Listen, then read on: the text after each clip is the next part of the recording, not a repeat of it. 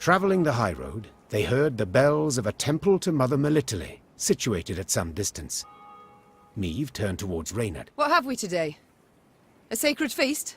Not that I recall, Your Grace. The Queen's brow darkened, her hands clenched into fists on her reins. Then they sound the alarm. Follow me! Stained glass shards glinted in the grass. Bits of down, ripped from quilts, wafted through the air. The priestesses, gathered in the yard, were seeing to wounded pilgrims, setting toppled, oft beheaded or armless statues back on their feet. What happened here? The strays of Spala fell upon us. Sighed the prioress. Stole the offerings, the monstrances, holy books. My lady, I implore you, come to our aid, recover what's rightly ours. Ever clever, Meve's scouts soon discovered the bandits' tracks. They led to some thick hazel groves east of the temple. The perfect place to hide, or to lie in ambush. It's all come clear now. Sabotage.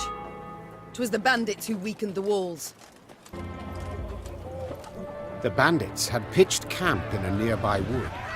Spirits buoyed by the wine they'd stolen from the cloister cellar, the brigands had not posted sentries. Another round! To the sisters! Meve's soldiers were eager, insistent. The desecrators would be punished.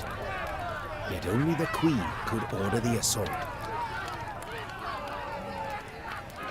High time we put these strays on a leash. Spat the Queen, spurring her horse. To arms! Follow me! Tankards clattered to the ground as the strays reached for their weapons. The brigands would not even fathom giving up without a fight. The Queen's company defeated the bandits and recovered the loot. Silver chalices, reliquaries lined with mother-of-pearl, gold-embroidered robes. The priestesses would be grateful to have their treasures returned, Your Grace. They would pray ardently for your victory. Reynard opined. Yet, you could also keep the silver, expend it on the war effort. And who's to say which, prayer or coin, would be more useful? Melitele will understand. Meve answered, after a moment's consideration. Then she ordered the Abbey's treasures loaded onto her wagons. As they went on their way over uneven ground, each clink and clank reminded the Queen that to save her realm, she had stolen from the gods.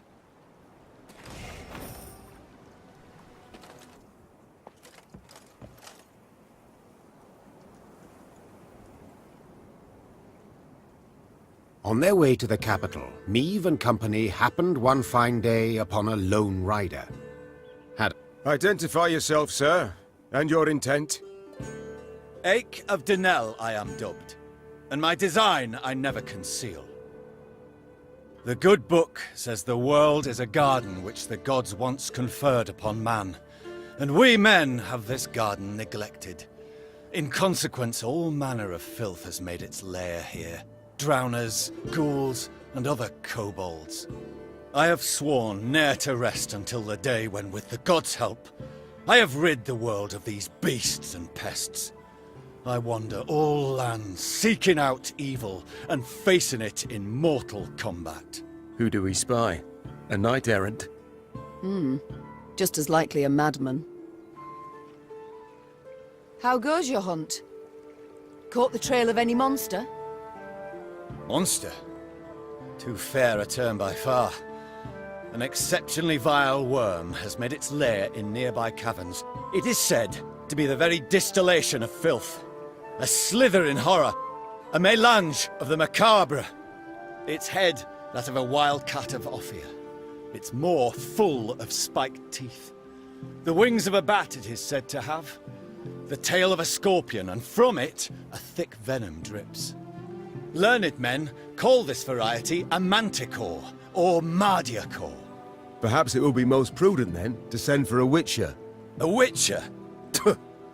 Soulless automatons they are, all, feeding on common folk's fears. What they demand gold to do, I perform without demand of any coin. Sir Ache, Far be it from me to discourage you. Your endeavor is noble, no doubt. But from what I have heard, manticores are exceedingly dangerous beasts. To defeat this filth alone could be a difficult task, I'll not deny. Yet try it I must, for it is what I have sworn before the gods. We shall help you find and fight the Manticore, provided you then pledge to help us fight an even fiercer and filthier beast. Of course, my lady. Yet what manner of horror is it? A viper? A griffin? A drake of some rare form? Were it only. 'Tis a beast of 1,000 heads, covered in black armor, its fire consuming whole villages. Noble lady. I know bestiaries only in parts, yet I've seen some of the world, and never have I heard of such a terror. You need but look about you, and spot Nilfgaard's legions. Devastating. But you must forgive me, Your Grace. This struggle between realms is not one to which I can lay a hand. A Manticore. How great is its appetite? How many men does it fell? In a moon, let us say. It changes. At a time when the horror broods, it may be as many as 20. I see. As now you must.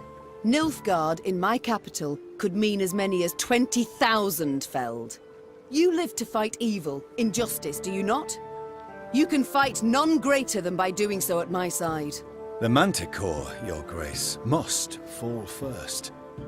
As to what happens later, I shall need to consult the good book and petition the gods. Agreed, so be it. This monster, where lies its lair? Where does it prowl? To the north, my queen. A few leagues on. At the furthest depth of the winding, gloomy canyon, scouts found the maw of a great cavern. Among the boulders outside it, whitening bones lay strewn.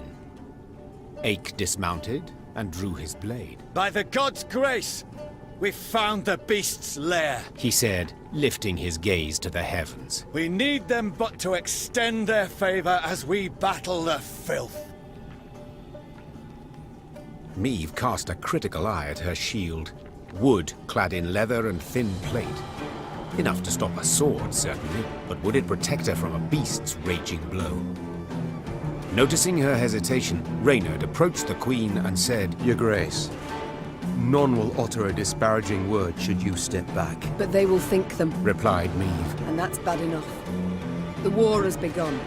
I can't appear weak to my fighting men. Without awaiting an answer, Meve strode into the cave. The rest of the company followed, equally full of fear and faith in their queen and commander.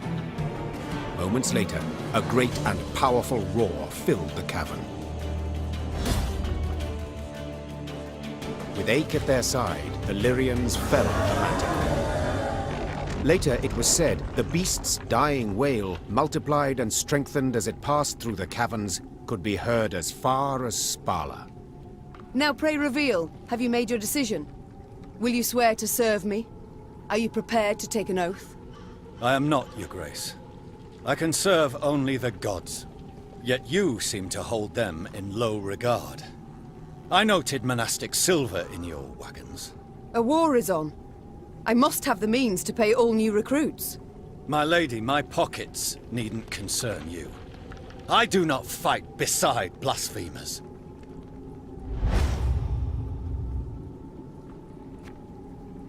Aik spurred his mount and disappeared in haste.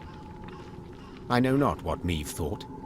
Perhaps she felt some pangs of conscience, though she might also have merely shrugged.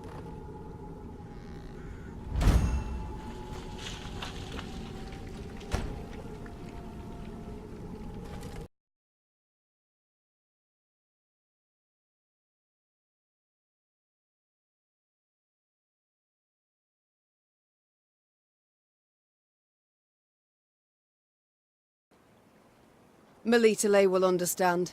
Meve answered, after a moment's consideration.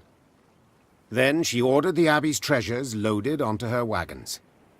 As they went on their way over uneven ground, each clink and clank reminded the Queen that to save her realm, she had stolen from the gods. Your Grace, 'tis not right. Calm down, Sir Ake. What's the problem? The deed you've committed, most foul. As the good book says, whosoever standeth idle in the face of evil proveth guilty of the same. Know that I never stand idle. Yet I cannot stop you from doing so. Thus I must leave. I refuse to play any part in the wickedness you perpetrate. Sir Ake. Farewell, Queen, and may the gods have pity on your soul.